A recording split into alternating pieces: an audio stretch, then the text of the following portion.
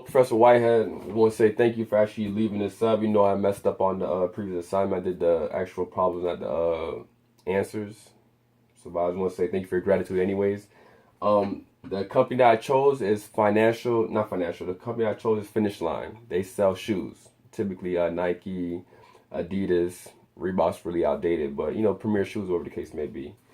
So I'm gonna do my report on them. Chapter 1: Management, Accounting, and Corporate Governance. The basic objective I want to cover here is the difference between managerial and financial accounting. The financial accounting shows the aspects of the company as far as like the stocks and stuff like that. But the managerial, what we deal with, is what I really want to focus on in this part. If you look at the report, the 10K, Finish Line has chosen to operate within Macy's stores. So the Macy's stores, they're actually operating under the license of Finish Line. So, and it states that the Macy's store and also Macy's.com, they endorse Finish Line. They get their shoes from Finish Line. So it says in the financial report, on with great learnings from the fiscal 2015, we're increasing our attention to on 75 to 100 Macy's locations where we see meaningful potential. So in essence, as I skimmed through basically the whole report. Well, some of the report, not the whole report, to be honest. This is allowing profit within their company, the Finish Line. So because the managerial accounting has made a very good decision to actually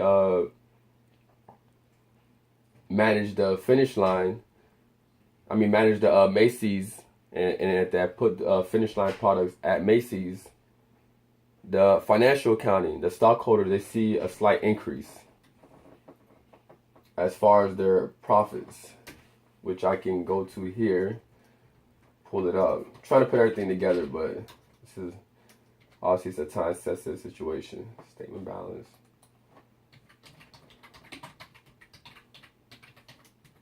But to be honest, when I seen the report, it didn't make that much of an increase.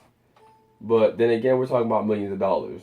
So I guess what I say and what the company feels is two different cases. Statement.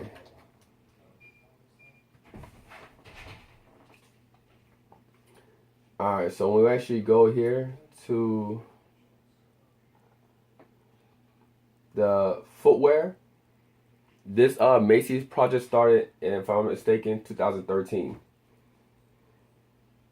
The total net sales was 1.4. 1,443,365. In 2016, it went up to 1.6. 1,670,410. 2015, that was 2014. 2015, it went to 1.8. 1,820,586. So that's basically that for chapter 1. Chapter 2 is about profitability, what they could or could have not, what they could or could have done. I think they're doing a good job because Macy's is I'm focusing more on this podcast, the part I really researched.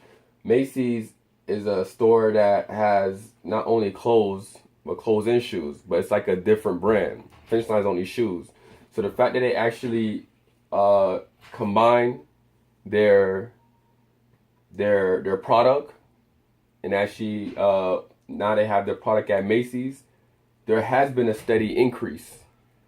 So probably the way they market could change it as far as commercials or whatever, because I never knew that. So I don't know if they put off their clearance stuff at Macy's, but advertising would be a key because I never knew that until I actually researched Finish Line as my publicly traded company, and I looked at their 10K. So yeah, there's increase in sales, but is the advertising good? So I think with the advertising, that would increase their profitability. It says profitability and analysis. And also operating leverage to magnify small changes into revenue into dramatic change in profitability. So yeah, they hooked up with Macy's, but probably not only just advertisement, also I would say like put their logo in the store or something. I don't see Finish Line logos in the store. If I see Finish Line at Macy's, it'd probably be like, oh, what they're doing in here? But there's no it's not publicly welcome, or it's not publicly advertised. It's not publicly shown. So that, and probably an actual Finish Line representative being inside the Macy's store will also increase their profitability.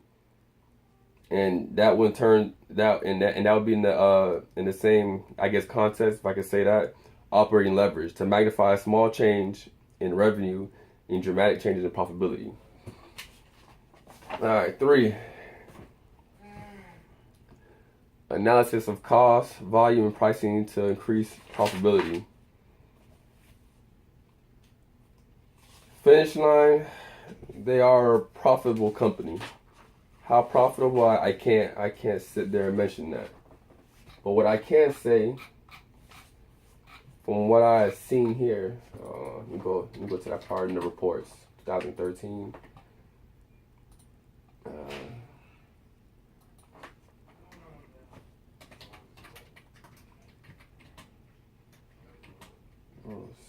Sales.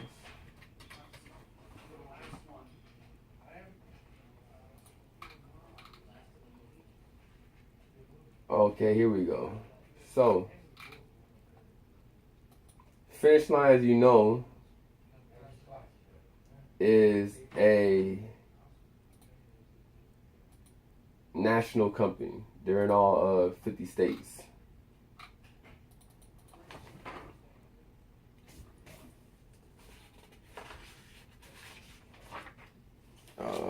Where's the other part?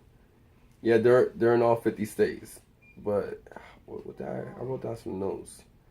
Chapter 3. Volume, pricing, and profitability. Okay, yes. I noticed that the rent, like the amount of square feet, my notes are kind of jagged, but the amount of square feet to the profit that they made wasn't too high. I mean, wasn't too much of a difference. So what I'm saying is that I understand you need enough space to display your product, right? But I'm relating to chapter 3, analysis of cost, volume, and pricing to increase profitability. If they could if they could make the space smaller, but still have the same type of display up, that would save them in rent. Along with that, saving them in rent, if they were to have they have sales, so I can't say they don't have sales, but I mean, they do everything that a traditional company does do. Sales, clearance. I don't know about the advertisement. I think they're lacking in that. But if they were to cut down on the rent, not on the rent, but on the actual space, square feet, of the places that they choose, whatever the case may be, I think that would increase their profitability. And that's what I mean by analysis of cost, volume, and pricing increase profitability. Other than that, they're a premier company. There's not too much to really pick at them. But if they could shorten lessen the square feet, get a cheaper rent,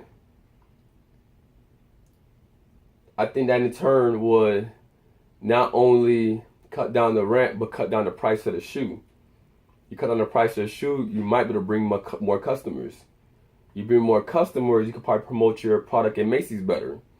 Staying at the clearance stuff over there. You know, just an idea. Managerial accounting, obviously, I'm on the internal side, but yeah, basically they're fighting with Foot Locker and all other stores, but you gotta find a way to get in. If they could, I guess, have their prices lowered naturally by 10%, they would get ahead of the company. So not try to outbid them, but bring more customers to them. So not outprice them, but like bring more customers. So I say quantity, like bring more customers. So that's if they can cut down the space of the rent. Because what I saw from the rent that they pay, not the rent, but the average square feet to the rent, wasn't too much of a difference from the actual money they made in the store. From the stores that made a considerable amount of money, but still had around the same square feet. So I don't think the square feet really affects their sales as much. So they get a smaller pace, or like a pace that's not as expensive.